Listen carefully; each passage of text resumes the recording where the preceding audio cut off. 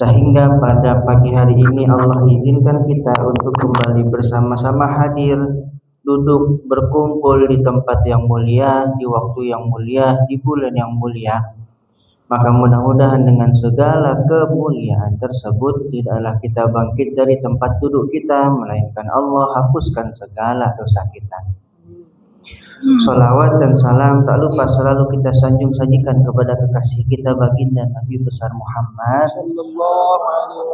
sallallahu alaihi wa alihi wasallam. Maka mudah-mudahan dengan kita kumpul di majlisnya Rasulullah yang ada di dunia, kelak kita bisa kumpul lagi bareng-bareng di majlisnya Rasulullah di dalam surganya Allah Subhanahu wa taala.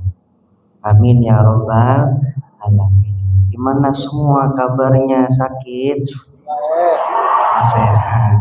Udah ganti ya? Udah ganti. Sehat semuanya ya?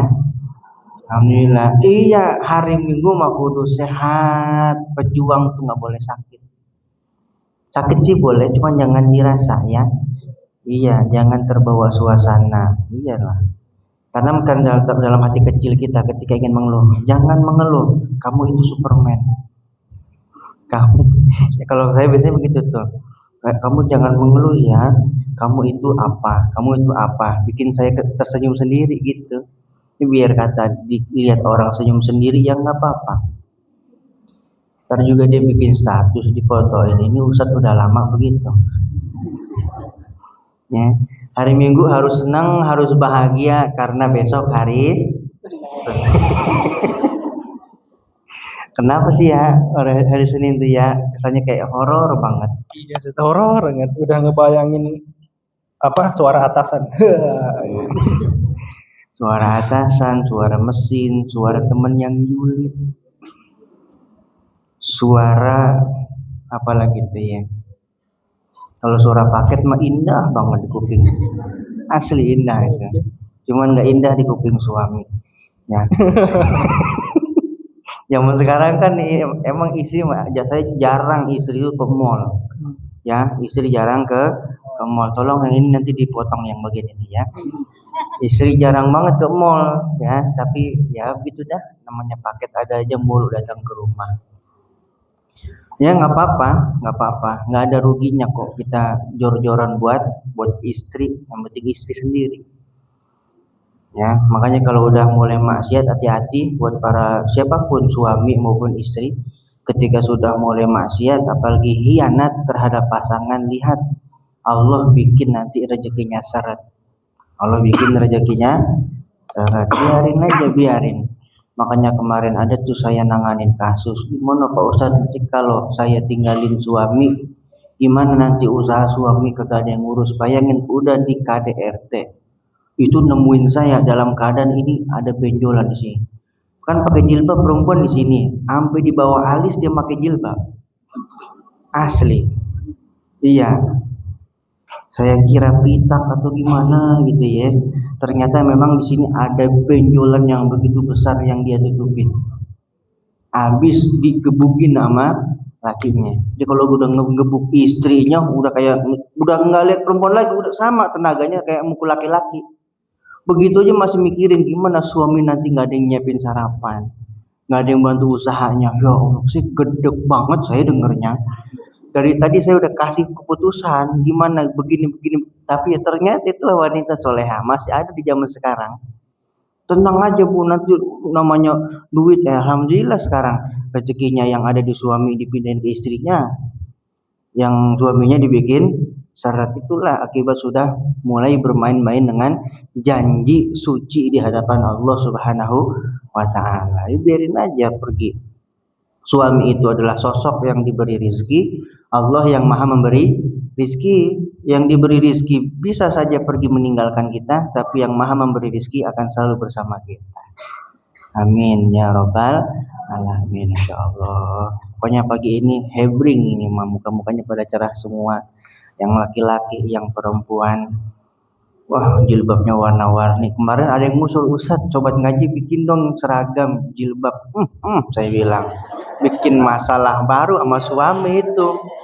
Saya tahu itu modelan orang begitu, majelis taklimnya bisa belasan itu. Setiap majelis taklim bikin seragam. Warna-warni, warna rupa-rupa, suaminya kena paru-paru. Banyak cicilannya begitu. Ya Allah, alhamdulillah. Teman-teman yang dimuliakan oleh Allah Subhanahu wa taala, kita doain yuk teman kita hari ini ada yang lagi menikah, ini sudah mati kejombloannya, ya, syahid di jalan Allah. Yang bernama Abang Yogi, ya, Bang Yogi, bukan calon lagi ya, istrinya namanya Cici Yogi Love Cici, ya. Itu kalau udah ke puncak udah bisa nyoret dinding tuh, Yogi dan Cici pernah di sini. Bang Yogi yang hari ini menikah, doain mudah-mudahan Allah lancarkan pernikahannya. Insya Allah beliau di sana merasakan doa kita, ya, walaupun agak dagdikduk dikit itu. Terus yang belum menikah, ya, semoga Allah segera berikan kemampuan untuk menikah. Allah datangkan jodohnya, Allah berikan kemudahan. Yang lagi pacaran saya doain abis ini Allah putusin. Ya, Allah putusin, terus Allah kasih kemampuan untuk menikah, lanjut deh menikah. Iya, jangan mau diajak pacaran, jangan. Ya, jangan. Masa udah pernah sekamar tapi nggak dilamar, cuak. Jangan, ya. Ujung-ujungnya ternyata ngejagain jodoh orang. Sakit nggak tuh? Sakitnya di sini nih, rematik, asam urat di sini. Yang lagi sakit semoga Allah angkat sakitnya. Yang lagi punya hutang Allah bantu lunaskan hutangnya. Yang belum punya kerjaan ya Allah berikan mereka pekerjaan. Yang sedang ada masalah dengan orang tua, dengan saudara, tetangga, dengan anak, siapapun itu Allah hilangkan masalahnya. Apapun hajatnya, apapun ujiannya, mudah-mudahan di tempat yang barokah ini, di hadapan orang-orang yang soleh dan solehah, Allah kabulkan apa hajat kita, Allah senangkan apa yang menjadi keresahan kita. Ila hadhihi niyyah wa ala kulli niyatin salihah. Al-Fatihah. A'udzu billahi minasy syaithanir rajim. Bismillahirrahmanirrahim. Alhamdulillahi rabbil alamin. Ar-Rahmanir-Rahim. Maliki yaumiddin. Iyyaka na'budu wa iyyaka nasta'in. Ihdinas siratal mustaqim. Siratal ladzina an'amta 'alaihim ghairil maghdubi 'alaihim waladdallin.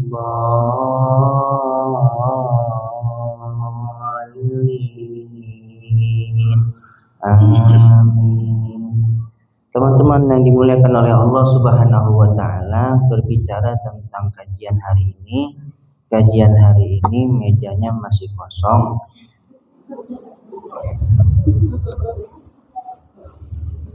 Itu kan batuk saya. Kopi. Kopi. Nadanya beda. Batuk saya, batuk. Emang lagi musim batuk sih. Musim saya juga batuk, batuk. iya. Sama saya juga. Batuk. Kopi itu beda bau, pileknya beda bunyinya. Kopi. Alhamdulillah, ya. Ya begitu dah. Ada yang ngaji kebagiannya di depan guru, ada yang di belakang guru. Dimanapun posisi kita selama khidmah untuk guru. Oh, nggak enak saya. Iya. Kalau bisa duduk di depan, tadi saya tuh dikirimin sama Bang Andrew. Andrew. Kalau di London namanya Andrew. Kalau di Pasir Gadung, Andre. Dikirimin foto. Udah rame, cuman yang di belakang masih bertahan di belakang, nggak ada yang mau ke depan. Bang, suruh ke depan, saya bilang. karena keberkahannya di situ. Ya entah kenapa kali di belakang mau arisan kali ini. 10:30 dia pamit duluan gitu ya. Ya gitu.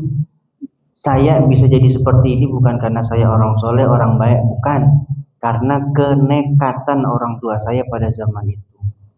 Kenapa? Setiap ada orang soleh, ada pengajian, ada ustadz, ada kiai, ada habib yang datang ke perumahan, digendong kita anak-anak diseret. Apa namanya? Iya, digeret lagi datu apa namanya ya? Ditenteng maceret ya. Dituntun, ayo ke masjid.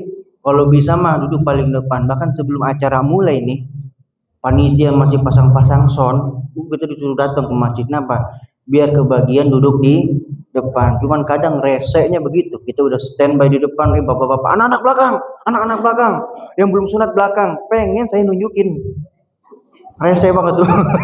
Asli, disuruh belakang, yang belum sunat belakang, rese banget tuh bapak-bapak. Mungkin badan saya kecil aja sih, pengen saya tunjukin ke bapak itu, Pak saya udah sunat tuh, gitu.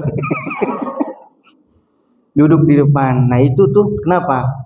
Ya saya ngerasa berkahnya begitu ketika pandangan mata anak kita bersatu dengan pandangannya ulama. Jadi matanya kan ada ya, kayak saya begini-begini nih ya. Bersatu ketemu pandang begini, nah berkahnya nanti ngalir pada anak. Makanya kalau nggak anaknya nanti jadi ulama, cucunya, kalau nggak cucunya cicit. Begitu dah keberkahan ilmu. Bahkan nggak jarang tuh orang tua saya rela berdesak-desakan menerobos ke depan. Biar apa? Biar anaknya ini bisa dielus palanya, bisa dikasih minum sama ulama, itu begitu. Ya Allah, ada tulisannya, barakallahu fi umrik Ustaz. Ya, udah lewat berapa hari masih inget nggak ini? Oh ada yang ngasih, makasih ya. Ya Allah, doain. Yang ngasih kue ini mudah-mudahan Allah panjangkan umurnya, Allah berkahi hidupnya, amin ya rabbal alamin. Untung nggak ada angkanya, kalau ada angkanya sakit hati saya. Ya Allah, tuh begitu tuh. Ya, adik kita juga begitu. Kalau kita sadar kita sebagai kakak bukan orang baik, ajakin adik kita melangkah ke tempat-tempat baik. Kalau kita sebagai kakak sama Allah tidak ditakdirkan menjadi seorang ulama, mudah-mudahan adik kita. Kalau enggak juga ya anak kita. Itu keberkahan majelis ilmu. Makanya kalau bisa nanti ada suatu pengajian, Syarifah, Halimah Alaidru, Syarifah siapa, Habib siapa, duduk paling depan begitu. Duduk paling depan karena nanti keberkahannya insya Allah baik depan belakang dapat, tapi yang paling depan ada privilege tersendiri dari Allah Subhanahu wa ta'ala. Sering bapak saya mau berusuk ke depan, nerobos ke depan, dikata orang kan nggak peduli. Kenapa ya? Namanya udah selesai pengajian kan, bawa anak-anaknya depan, ayo, orang-orang ditabrak sama bapak saya. Yang penting ke depan udah dipegang pala anaknya, didoain udah balik lagi. Makanya ya saya merasa ini sebetulnya males saya buat belajar, saya itu males. Tapi kenapa Allah hantarkan saya di posisi saat ini ya? Itu keberkahan daripada doa-doa orang tua, keberkahan daripada doa-doa guru. Asli saya mah males. Ya kan saya kembar 3 ya. Itu kelas tuh kita pernah satu kelas kita. Pernah juga kelasnya beda. Jadi kelas A, B, C bertiga beda-beda. Modelan saya tuh males banget. Lagi ulangan nih. Ulangan harian, ujian harian. Kakak saya di kelasnya udah ujian duluan. Saya tahu nih besok kelas saya ujian, besok saya minta pindah kelas. Saya minta pindah kelas, kenapa? Nggak mau belajar saya. Orang kakak saya udah ujian, soalnya sama kok. Sama. Akhirnya saya iming-imingin goceng, mau dia. Zaman itu kan goceng gede, ya kan? Zaman sekarang coba 2.000 deh. 2.000 zaman dulu bisa beli apa? 2.000 zaman sekarang apa yang bisa kebeli? 2.000 dulu bisa beli minyak. 2.000 bisa dapat minyak, bisa dapat telur, bisa dapat beras, udah dapat tabung gas, bahkan bisa dapat motor. Asli, zaman sekarang 2.000 susah dapat itu semua. Kenapa? Udah banyak CCTV sekarang. Itu maling. 2.000 dapat sebanyak itu. Ya begitu tuh. Saya iming-imingin goceng, mau dia pindah kelas, saya pindah ke kelas dia, dia ke kelas saya, ngerjain ujian saya. Wow, soalnya sama sih memang. Pas keluar nilainya, alhamdulillah lebih gede nilai saya. Masya Allah, tuh gitu. Makanya hadir di majelis ilmu selagi masih bisa dipaksain sedikit, paksain. Saya juga begitu kalau saya lagi sakit, ya obat saya di majelis, saya ngajar, saya duduk di majelis ilmu. Perkara sampai rumah sakit lagi ya urusan belakangan. Tapi kebanyakan setelah saya pulang ke rumah sehat, alhamdulillah. Teman-teman yang dimuliakan oleh Allah Subhanahu wa taala, berhubung kopinya belum datang, kita mulai aja ya. Tema kita peluk luka dengan iman. Yang pertama, silahkan dicatat, nanti taruh di story bagian daripada syiar kita. Masya Allah, itu ada beberapa orang yang saya tandain itu kalau dia bikin catatan itu estetik. Poin-poinnya jelas, terus ada hiasan-hiasan, fontnya beda. Tuh Masya Allah ya. Ya itu kreasi masing-masing. Mau yang sederhana juga nggak apa-apa. Intinya tebarkan kebaikan dimanapun. Yang pertama yang kudu kita sadari, pertama ya kita harus menyadari bahwasanya luka adalah sebuah ketentuan hidup. Yang namanya luka adalah sebuah ketentuan hidup. Dunia, Allah ciptakan dunia itu dengan beberapa sifat. Allah ciptakan dunia, Allah hadirkan dunia dengan beserta sifat-sifat yang menyertainya. Di antara sifat dunia adalah ad-dunya al-makanul musibah. Dunia itu tempatnya musibah. Dunia itu tempatnya luka. Dunia itu tempatnya ujian, dunia itu tempatnya sakit. Nah, alhamdulillah, terima kasih. Ada aisnya, matcha, terkhusus hari ini, spesial matcha. Bismillahirrahmanirrahim.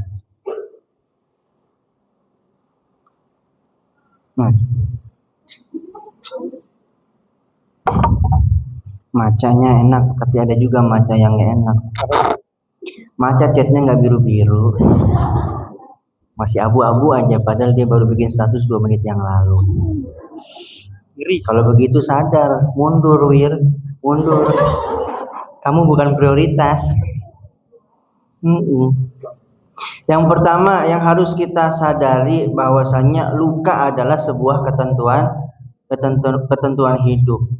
Di benua manapun, di planet manapun, di belahan bumi manapun, selagi judulnya masih sama, yakni dunia, maka ya kita nggak pernah bisa lari dari yang namanya luka.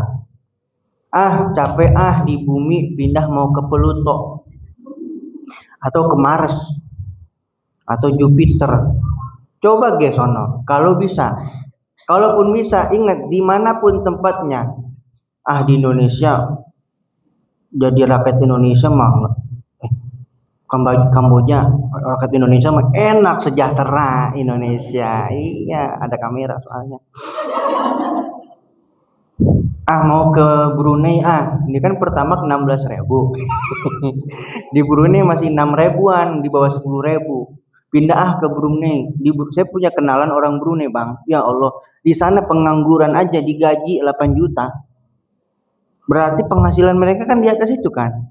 Penganggurannya aja digaji 8 juta, digaji sampai punya dapat pekerjaan naikin lagi gajinya. Ya Allah, mudah-mudahan kita punya pemimpin seperti itu ya. Iya, iya kapan, insya Allah.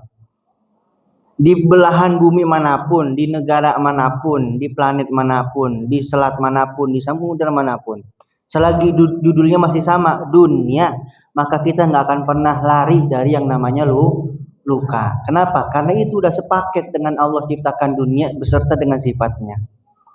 Jadi ya nggak bisa dihindari. Kalau kita sekarang lagi ngerasa patah, ngerasa luka, ya alhamdulillah, artinya kita masih hidup. Capek sakit mulu, capek begini mulu, mending mati aja. Kata siapa mati enak? Mati bukan berarti menyelesaikan masalah. Mati juga bisa ada masalahnya. Bayangin itu, baru lagi asik-asik nyender begini, digusur buat Paramon, digusur buat pelebaran jalan tol. Gimana itu coba?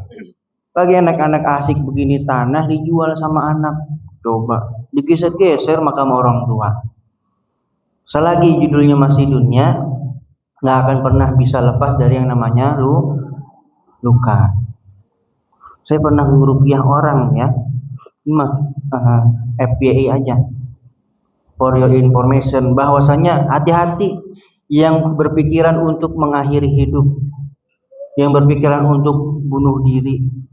Saya pernah ngerupiah orang, begitu saya rupiah ternyata ada sebuah jin korin yang mana dia nggak bisa ngomong.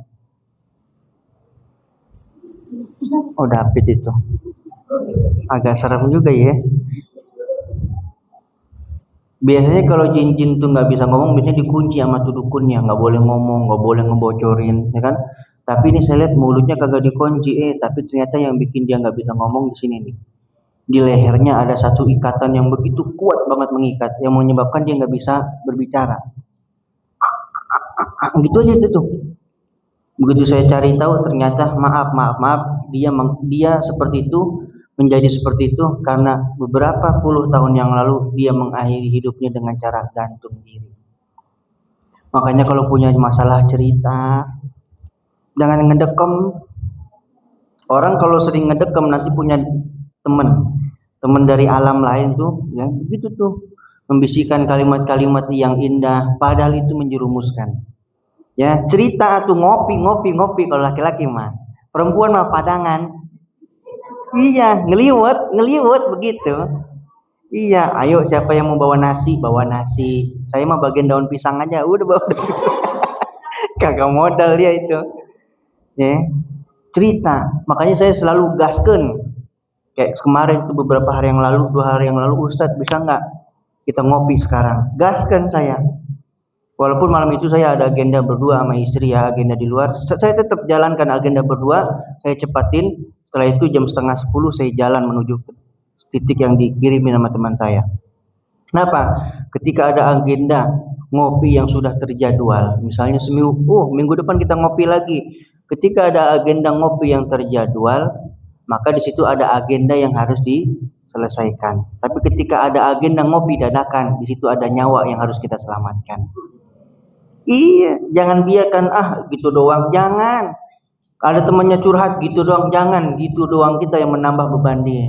Minimal ya udah ajak dia, walaupun ngopi di Starling, yang penting dia bisa keluar tuh apa yang ada di sini, cerita, curhat, ya. Jangan masalah nyiapin tambang, jangan. Agustus masih jauh.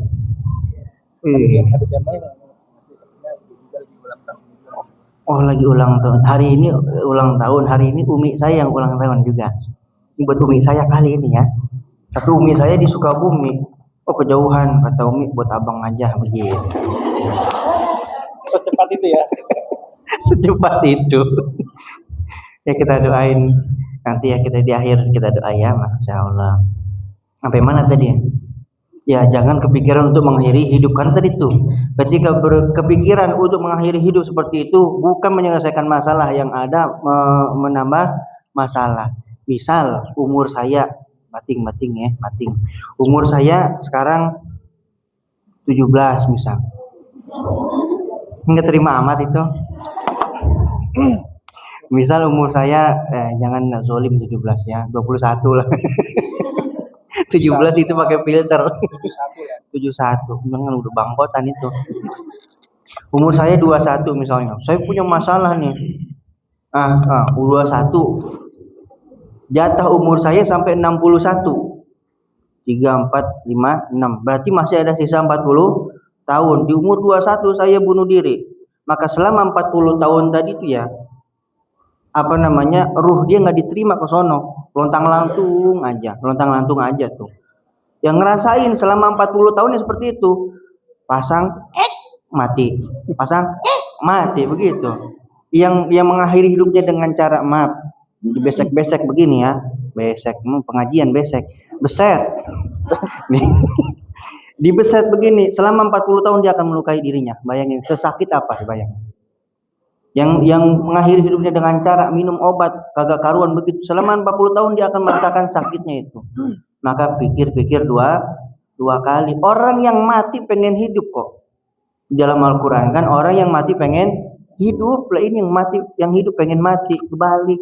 Kalau seandainya kita lagi ziarah nih, orang yang lagi baring tahu itu ya ada yang ziarah, itu dia dalam hatinya lagi sedih pengen mati. Yuk sama saya yuk tuker yuk, bisa begitu dia. Tapi enggak. Makanya orang yang masih dikasih kesempatan hidup, kalau ada apa-apa cerita. Jangan percaya dengan quote-quote yang enggak benar. Laki-laki tidak bercerita. Ide. Laki-laki enggak boleh bercerita, kata siapa? Justru bebannya banyak di laki-laki hidup itu mah. Iya, kecil dimarahin orang tua, di sekolah dimarahin guru, di rumah dimarahin kakak, ya udah gede dimarahin dosen, nikah dimarahin bini, makanya laki cepat mati. Cerita, punya pasangan juga gitu, merenung aja, paksa buat dia cerita, paksa. Yang laki-laki juga begitu, punya lihat istrinya merenung, yang istri lihat suaminya merenung, paksa sampai apa yang ada di sini keluar. Jangan segampang itu, nggak apa-apa, tidur lagi. Zolim namanya. Kan kita pasangan sehidup semati kan, harus saling paham satu sama lain, paksa biar apa yang ada di sini keluar, dirilis, minimal cerita lah begitu, cerita. Karena kan apa yang dipendam-pendam itu yang bikin penyakit nanti. Paksa dia buat cerita. Kenapa bang? Mau apa bang? Mau kopi apa susu bang? Begitu. Bikinin susu, bikinin kopi, cerita. Tapi istri saya Ustaz nggak bisa cerita. Ya jangan di rumah. Kudu kreatif. Di pinggir danau Cipondo misal. Kejauhan ya. Danau Anur tuh banyak mie ayam biasanya. Apalagi ada warung Agam di situ kan. Iya. Apalagi kalau disuruh ceritanya pakai duit 200 juta. Panjang lebar itu. Kayak tahu itu ya 200 juta ya. Ustaz ngikutin gosip enggak lewat. Lewat tiba-tiba tangan saya kaku. Plok gitu, lope langsung kan. Akhirnya muncul postingan-postingan yang sama. Astagfirullah, apa ini? Seru juga. Ya. Jadi harus sadar ketika kita sedang punya luka, punya rasa sakit, sadar alhamdulillah kita masih di dunia. Dan apapun, sehebat apapun lukanya, jangan pernah berpikiran untuk mengakhiri hidup. Hidup ini kan ibarat samudra kan. Hidup ini ibarat samudra. Kita ini lagi ada di dalam perjalanan. Hidup ibarat samudra, ibarat lautan. Hidup itu ibarat hidup itu ibarat kapal. Kapalnya tuh kita lagi di dalam perjalanan di kapal ini menuju perjalanan selanjutnya, trip selanjutnya. Ingat ketika kita di atas kapal, sekencang apapun ombaknya, sekeras apapun badainya, jangan berpikiran untuk lompat dari kapal. Ketika kita lompat dari kapal, kira-kira nambah masalah apa menyelesaikan masalah? Nambah masalah, maka bertahan. Bertahan, kenapa? Karena tidak ada hujan yang tidak reda. Tidak ada hujan yang tidak reda. Ya. Karena itu sudah menjadi ketentuan hidup. Lihat di dalam surat Al-Baqarah ayat 155. Dan ini ayat ini, ingat, ayat ini bisa dijadikan terapi untuk menyembuhkan luka di dalam hati. Saya ketika meruqyah, di antara ayat yang saya baca untuk menyembuhkan luka, trauma, luka batin, luka pengasuhan, kesedihan yang mendalam, saya perbanyak membaca ayat ini. Al-Baqarah ayat 155. Apa ayatnya? Walanabluwannakum bisyai'im minal khaufi wal ju'i wa naqsim minal amwali wal anfusi was samarat wa basyiris sabirin. Ayat 155. Banyakin tuh sambil pegang ini dadanya. Walanabluwannakum bisyai'im. Terus perbanyak. Apa kata Allah? Dan kami pasti tuh di stabilo, pasti stabilo. Masih ada nggak ya? Dan kami pasti Sabir ketahuan dah senior nanti ya. Dikuningin satu halaman karena satu halaman semuanya penting. Dan kami pasti, kata Allah, pasti akan menguji kamu dengan sedikit ketakutan. Ingat, sedikit, Allah bilangnya sedikit. Maka kalau kita ngerasa masalah kita banyak, itu prasangka kita. Padahal dalam Al-Quran Allah bilangnya cuma sedikit. Dan kami pasti akan menguji kamu dengan sedikit ketakutan, kelaparan, kekurangan harta, jiwa, dan buah-buahan, kata Allah. Wabasyiris sabirin, dan sampaikanlah kabar gembira kepada orang-orang yang bersabar. Sabar, ya. Tadi tuh tidak ada hujan yang tidak reda. Artinya luka bukan tanda benci dari Allah, tapi luka adalah bukti bahwa kita sedang menjalani fase kehidupan yang nyata. Artinya kita masih hidup. Tuh. Kemudian yang kedua, setelah kita menyadari, harus sadari kenapa kita harus sadari bahwasannya luka adalah sebuah ketentuan hidup. Sadari dulu. Kemudian yang kedua, pertanyaannya, kenapa harus memeluk bukan menolak? Kenapa harus memeluk bukan menolak? Ya, karena yang namanya luka itu harus kita peluk. Peluk itu artinya ridho. Ridho artinya penerimaan. Terima dulu. Karena ya di dalam hidup ini terkadang kita dituntut sama Allah hanya untuk menerima saja tanpa bertanya. Terima tanpa bertanya. Karena Allah nggak suka sama hambanya yang banyak bertanya.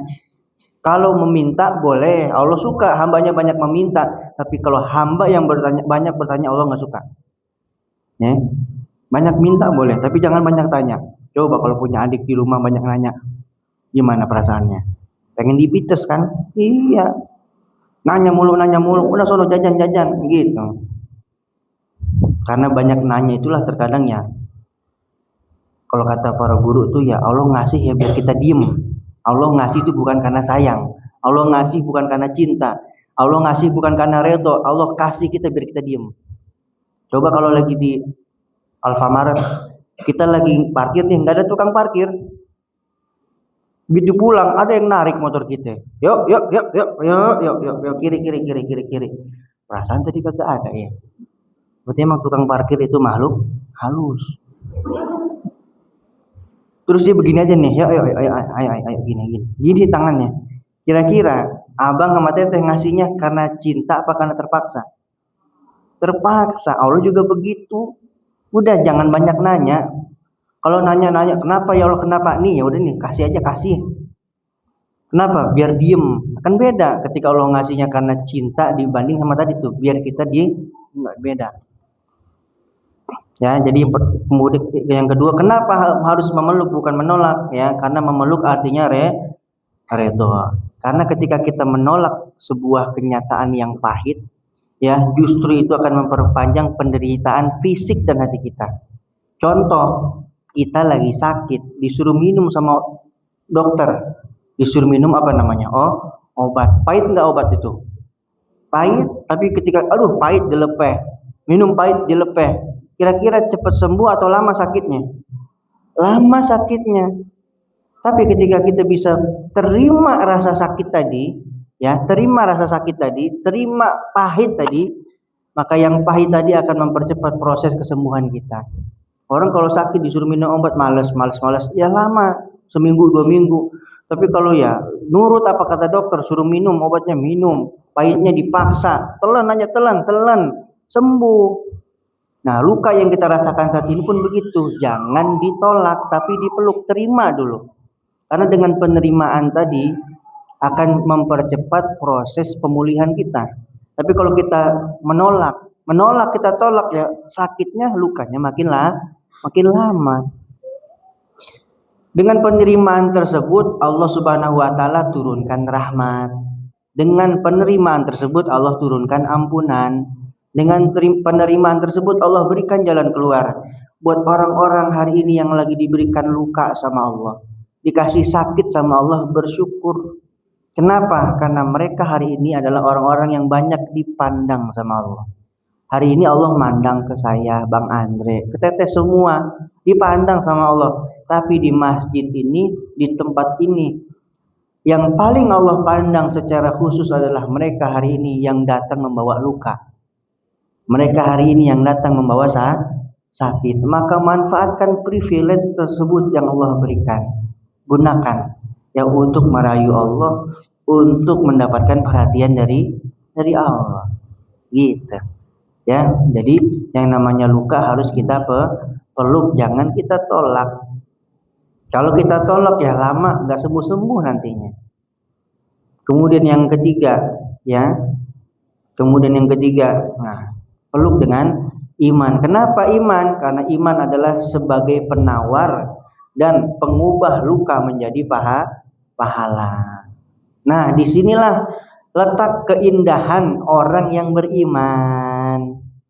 Disinilah letak keindahannya orang yang beriman. Ingat, di tangan orang yang beriman, yang namanya luka tidak ada yang sia-sia. Di tangan orang yang beriman, sakit tidak ada yang sia-sia.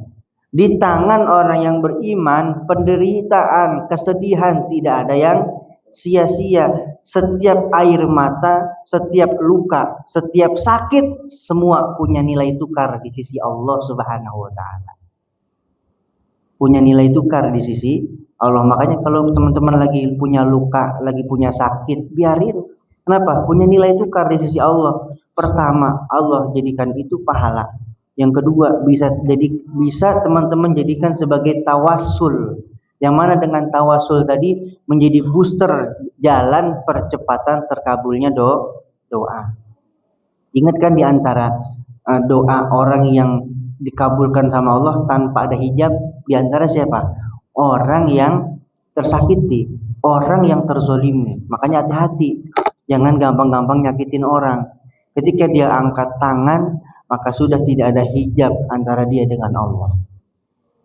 Walaupun dia pendosa, walaupun dia orang kafir. Kalau kita nih berdoa, bukan nggak dikabulin ya, lambat dikabulin, bisa jadi karena ada dosa-dosa yang menutupi jalan percepatan doa tadi untuk dikabulkan. Tapi kalau dia posisinya lagi disakitin, Allah nggak peduli dengan dosa dia, nggak ada hijab dosanya, Allah nggak pandang dulu tuh, Allah kesampingkan. Sebab apa? Itu doanya langsung nembus ke atas. Bukan mengetuk lagi. Kalau saya doa mah mengetuk ya, mengetuk pintu langit. Tapi kalau orang-orang yang terzolimi, orang-orang yang sakit, orang-orang yang punya luka, dia ngangkat tangan, bukan ngetuk lagi, tapi ngegedor pintu langit. Tuh, makanya kalau lagi punya rasa sakit, jadiin buat tawasul. Ya Allah. Nah, kan sayang itu kan orang yang doanya nggak tertolak, yang langsung menembus langit, orang yang sedang tersakiti, terzolimi. Jangan sampai senjata yang paling utama, yang paling manjur tadi kita kasih ke orang, sayang. Saya doain dia mati di jalan kelindes truk, asli kejadian pasti. Mati kelindes truk, kenapa? Nggak ada hijab antara dia dengan Allah. Tapi sayang, ketika doanya udah terucap tadi, kita doa lagi, nggak semanjur yang awal. Makanya yang tajam itu yang mending dipakai buat kita. Ya Allah, saya dizolimin, saya difitnah, saya disakitin, saya dihianatin, jadikan saya bla bla bla bla bla bla. Begitu. Karena ketika udah satu yang paling tajam keluar, kita pakai lagi udah nggak mempan lagi tuh. Ya, maka tidak ada pilihan kecuali kita peluk luka itu dengan iman. Dalam sebuah hadis disebutkan, jadi itu kenapa di tangan orang beriman luka tidak ada yang sia-sia. Apa? Rasulullah sampaikan, tidaklah seorang muslim ditimpa keletihan, penyakit, kesusahan, kesedihan, diganggu sama orang, sampai duri yang menusuk kakinya, melainkan Allah akan hapuskan semua dosa-dosanya dengan sebab itu. Makanya kalau lagi pulang kerja capek, ya alhamdulillah capek. Rasa capek itu yang menghapuskan dosa. Ya, rasa capek itu yang menghapuskan dosa. Dalam riwayat lain kan begitu, barang siapa yang berlelah letih dalam mencari nafkah, pada sore harinya dia merasakan capek, maka dengan capek itu Allah hapuskan dosanya seharian. Makanya kalau lembur jangan ngeluh. Ustadz mah enak kagak pernah lembur. Iya juga sih. Kalau iya begitu, nah ya namanya juga pengangguran kita. Nih, capeknya menjadi penggugur dosa. Rasa capek sakit, susah, sedih, ya, diganggu sama tetangga, sama orang siapapun, sampai kita jalan kepleset, nginjek kulit pisang, nginjek duri, dengan itu semua tadi menjadi sebab Allah hapuskan dosa. Tapi jangan sengaja cari jalan yang ada pakunya, mana nih? Ya taunya karatan. Jadi dua, dihapus dosa sama setengah-setengah, tetanus positif dia mah. Ya, jadi iman sebagai penawar dan pengubah luka menjadi pahala. Ya, jadi terima dulu. Nabi Ibrahim luka ketika dia dibakar. Bukan luka badannya ya, perasaannya terluka. Kenapa? Harus menghadapi kondisi yang seperti ini. Terluka hatinya, terluka jiwanya. Tapi tidak ada pertanyaan sedikit pun pada Allah. Ya Allah kenapa? Ya Allah kenapa tidak? Tapi dia terima, dia peluk rasa sakit tadi. Akhirnya Allah sampaikan kepada, sebab penerimaan itulah Allah sampaikan kepada api. Qulna ya narukuni bardan wa salaman ala Ibrahim. Wahai api, jadilah engkau dingin dan menjadi keselamatan untuk Ibrahim. Maka terima. Dengan penerimaan itu, dengan pemelukan tadi itu, Allah turunkan rahmat, Allah turunkan ampunan, Allah cepat berikan jalan keluar. Kenapa jalan keluar enggak kunjung datang? Karena kita menolak tadi itu rasa sakitnya. Kita menolak lukanya. Padahal kalau kita terima luka dan rasa sakit tadi, jalan keluar cepat Allah datangkan. Ya, jalan keluar cepat Allah datangkan. Jadi terima, aja dulu terima. Ya, karena nggak ada pilihan lain. Kenapa harus aku ya? Kenapa enggak? Kalau Allah bilang, kalau bisa jawab langsung ya. Kenapa harus aku? Ya kenapa enggak? Begitu. Kemudian selanjutnya, nah pertanyaannya, lalu bagaimana cara memeluk luka dengan iman? Ya, lalu bagaimana cara memeluk luka dengan iman? Yang pertama, banyakin taubat. Karena rasa sakit yang kita dapatkan, ujian, kesusahan, kebanyakan, memang itu semua adalah tanda cinta dari Allah, tapi kebanyakan itu semua hadir datang atas perlakuan dosa dan maksiat kita. Jadi peluk luka itu dengan iman. Pertama caranya perbanyak taubat. Makanya ada tuh istilah namanya mandi taubat, sholat taubat. Ya. Tata caranya bagaimana? Ya mandi seperti biasa, cuma diniatkan untuk membersihkan diri. Ya Allah, saya niat mandi taubat. Kemudian yang kedua, setelah kita bertaubat, banyak-banyak bersujud, bersimpuh, menangis di hadapan Allah. Jangan gengsi guys buat nangis ke Allah. Jangan gengsi kita membuat nangis kepada Allah. Kalau ke manusia mungkin kita bisa malu, takut dibilang cengeng. Ya, tapi semakin cengeng kita di hadapan Allah, semakin diangkat sama Allah. Semakin kita cengeng di hadapan Allah, semakin dipeluk sama Allah. Tapi kalau kita cengeng di hadapan manusia, direndahin kita, gitu aja nangis, gitu semua dia. Ngasih solusi enggak? Begitu kayak tikus kejepit, gitu aja nangis, gitu aja. Jangan. Maka ya tumpahkan semua luka kita, tumpahkan semua sakit kita, tumpahkan semua air mata kita hanya di hadapan Allah. Karena kalau kita merendah di hadapan manusia, semakin direndahkan. Tapi ketika kita merendah di hadapan Allah, semakin Allah tinggikan. Ya.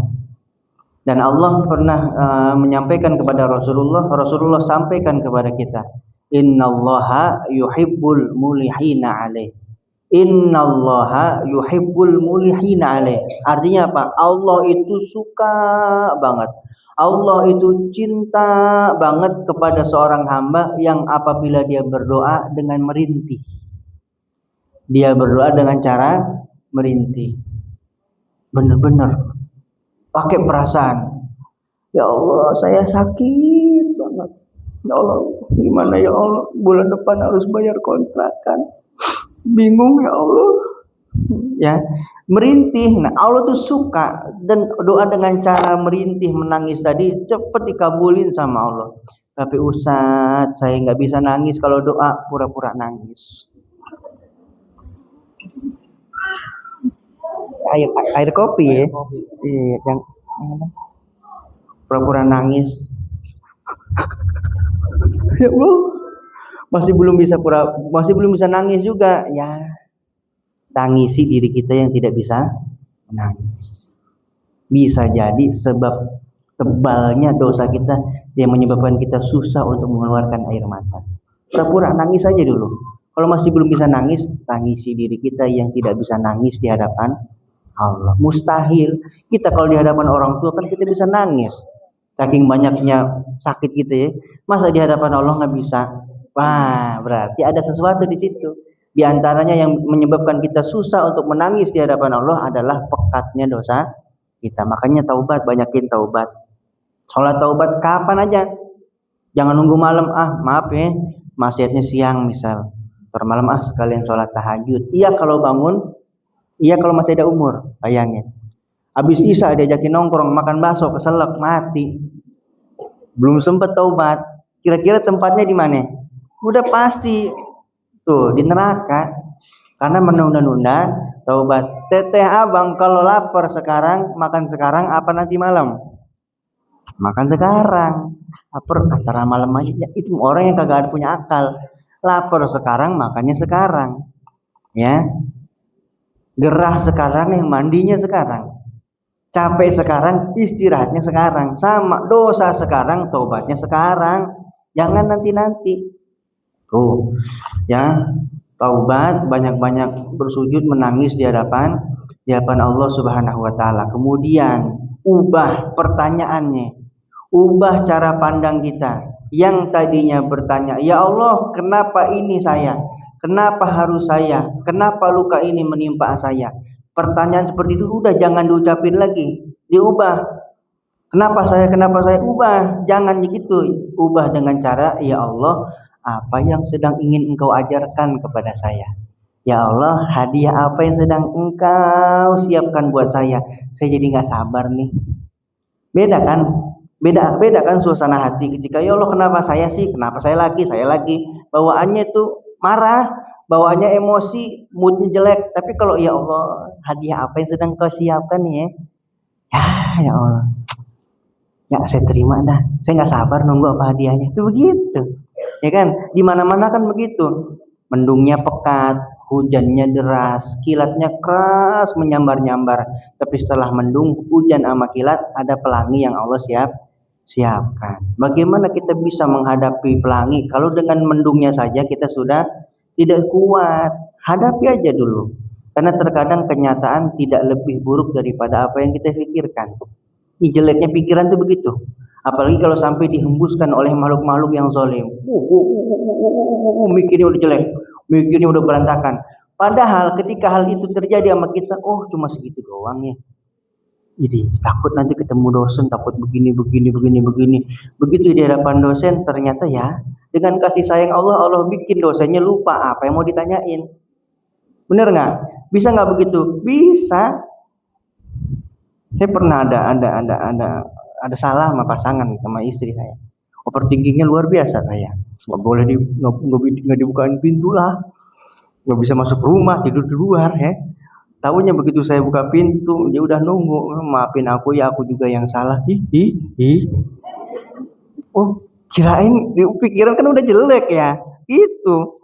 Ya Allah, alhamdulillah tidur di dalam saya. Walaupun pernah saya tidur di luar, itu bukan karena saya gimana ya, telat pulang aja saya mah. Iya, ya, telat pulang juga gimana juga sih. Kunci saya tidur di teras. Biasanya saya telepon, pasti bangun itu. Bukan pintu ya, Seng. Bukan pintu ya, Seng.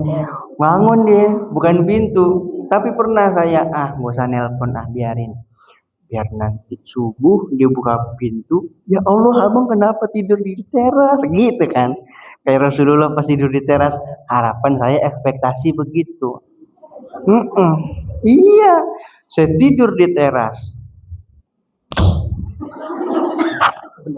Wih, Allah, itu nyamuk kan depan tuh danau ya, nyamuk segede gaban itu. Nggak tahan saya telepon. Bukan pintu, gatel nih. Jadi yang dikontrol tuh pikiran. Ingat di mana-mana ya, yang dikacaukan tuh hati sama pikiran. Beberapa kasus yang saya tangani juga begitu. Ketika ada seseorang, misal Bang Andre disantet misalnya sama Bang David, sakit hati Bang David. Nyewa. Ini mah ceritanya aja ya. Bang David bayar dukun. Nah, dukunnya nyuruh makhluk-makhluk buat bikin Bang Andre sakit misalnya, lumpuh, mati misalnya. Misal gitu, misal ya. Kenapa harus saya? Ya karena cuma kamu yang ada di hatiku. Gak mungkin itu setan, ingat ya, ingat. Kita lebih kuat, lebih mulia daripada mereka. Setan gak bisa begitu saja membuat kita sakit, bikin kita lumpuh. Tidak, Besti. Setan itu pasti bikin kacau hati dan pikiran dulu. Hati dan pikiran dibikin kacau. Segala macam. Kalau hati pikiran udah kacau, langsung portalnya kebuka, sihirnya bisa langsung masuk. Makanya saya selalu sampaikan, jaga hati sama pikiran tetap kondusif. Jangan dikit-dikit setan. Selalu ketika saya mau ruqyah, ada nggak hasil labnya mana? Apa kata dokter? Nggak boleh kita ini setan Ustaz. Dia malah lagi ngopi di pojokan, gua lagi. Iya, gitu ya. Hati-hati makanya. Orang yang ketika lagi berat di pundaknya, dia ngomong, aduh kecapean kali, aduh kolesterol kali, itu aman dari sihir. Nggak, walaupun ya ada potensi, tapi nggak gampang buat terkena sihir. Kenapa? Temboknya, ini kan tembok di pikiran, temboknya masih kuat. Tapi ketika ada orang yang pundaknya berat, ada yang dudukin ini ada yang dudukin itu lebih kena itu. Lebih gampang kena sihir orang seperti itu. Terus misalnya gatel tangan nih, siapa yang ngerjain nih? Ada yang nggak suka sama saya. Itu lebih gampang kena ketimbang teteh lagi gatel. Ada yang mau kasih duit nih. Gitu.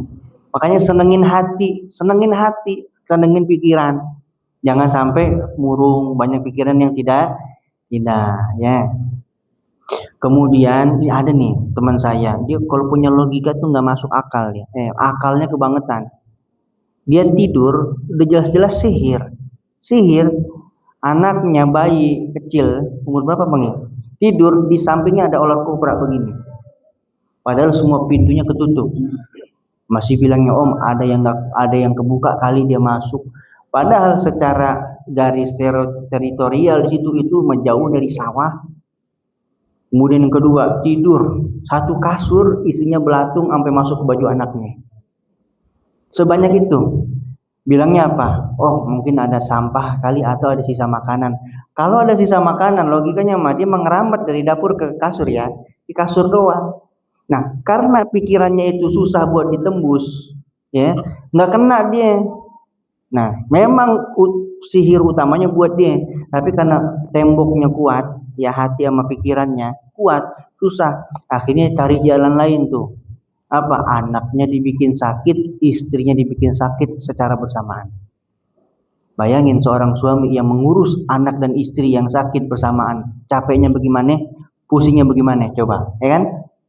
Iya, akhirnya kewalahan, sakit segala macam, emosi, marah. Akhirnya anaknya disakitin, itu segala macam. Nah, saya nggak tega nyebutinnya. Nah, masuk langsung gangguannya itu ke tubuhnya. Padahal sebelumnya susah buat diganggu. Makanya hati-hati pikiran sama hati. Terkadang yang begitu, kita ini tersantet sama pikiran sendiri. Hati-hati. Bu, anak ada tukang pijit tuh. Ada jamaah saya dipijit, cerita 3 kali ketemu sama tukang pijit itu, 3 kali juga tukang pijit itu bilang, Bu, anak ibu diganggu nih begini. Di ibu juga ada nih. 3 kali ketemu, 3 kali dengan hal yang sama. Kira-kira ibunya kepikiran apa enggak? Kepikiran. Akhirnya ditanganin sama tuh orang, disuruh beli minyak harganya sekian juta. Ya Allah, itu emang sengaja dagang dia itu. Dagang. Begitu saya tanganin, lah ini mah kosong, nggak ada gangguan. Ternyata gangguannya dari mana? Dari pikiran. Nggak ada dukunnya. Yang nyantet siapa? Ya pikiran dia sendiri. Terus yang terakhir ya, fokus dan bersyukur pada apa yang tersisa, bukan memikirkan apa yang telah hilang. Ya, itu tuh biar kita tetap bertahan dan kuat. Fokus Fokus dan bersyukur dengan apa yang tersisa, bukan memikirkan apa yang telah hilang. Dengan begitu nanti Allah hadirkan pertolongan kepada kita. Allah hadirkan banyak-banyak hal-hal positif dalam kehidupan kita. Maka mudah-mudahan saya berdoa, ya, mudah-mudahan yang lagi punya luka, lagi punya sakit pada hari ini, Allah sembuhkan dengan sebaik-baiknya kesembuhan. Amin ya rabbal alamin. Makasih ya yang udah ngirimin kue. Ini saya mau cobain ini. Bismillah.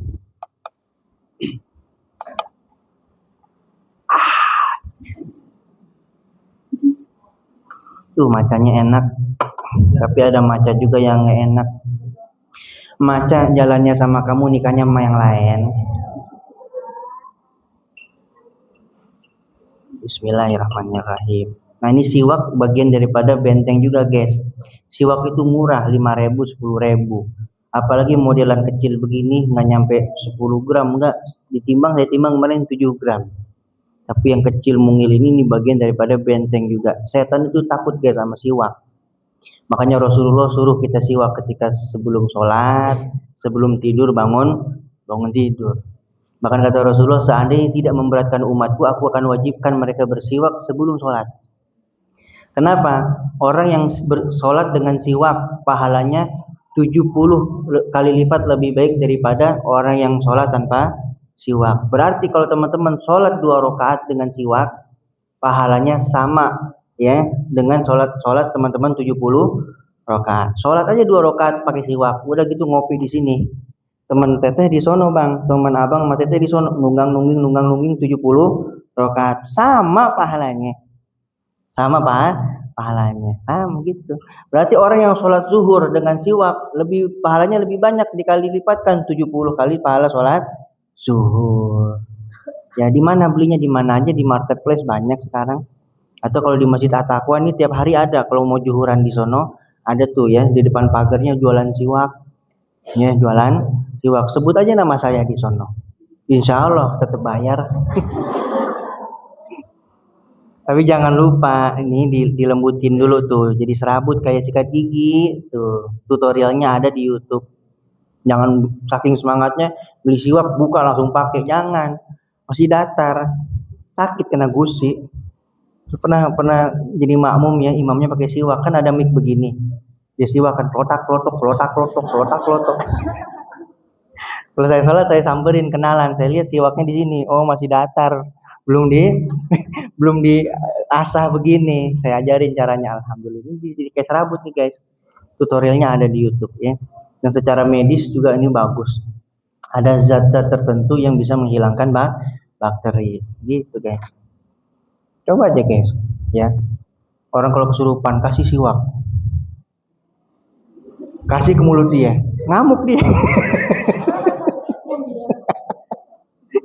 Ngamuk dia. Sama bawang putih juga tuh. Bukan klinik gimana ya orang. Tapi ya balik lagi ke tauhid. Ya, bukan perkara ya ada yang digantung. Kalau saya mainnya bukan digantung-gantung. Ya garam putih, bawang putih saya tumbuk, campurin air, campurin garam, siram depan rumah. Bukan digantung, kayak terserah. Tapi kalaupun digantung nggak apa-apa. Tapi yang masalah di sini tauhidnya, bergantungnya sama Allah apa garam atau bawang putihnya. Kenapa bawang putih? Karena bawang putih adalah sesuatu yang tidak disukai oleh mereka. Sama kalau ada temennya yang kesurupan, ulek gitu bawang putih, lembutin, taruh di mulutnya, ngamuk dia. Saya pernah di daerah Sepatan. Ustadz, istri saya ini kalau lagi kambuh saya jejelin mulutnya pakai bawang putih. Istri saya nyaut, Pak, saya kalau nggak kesurupan juga marah bapak gituin. Ya Allah, makasih ya semuanya. Mudah-mudahan sehat.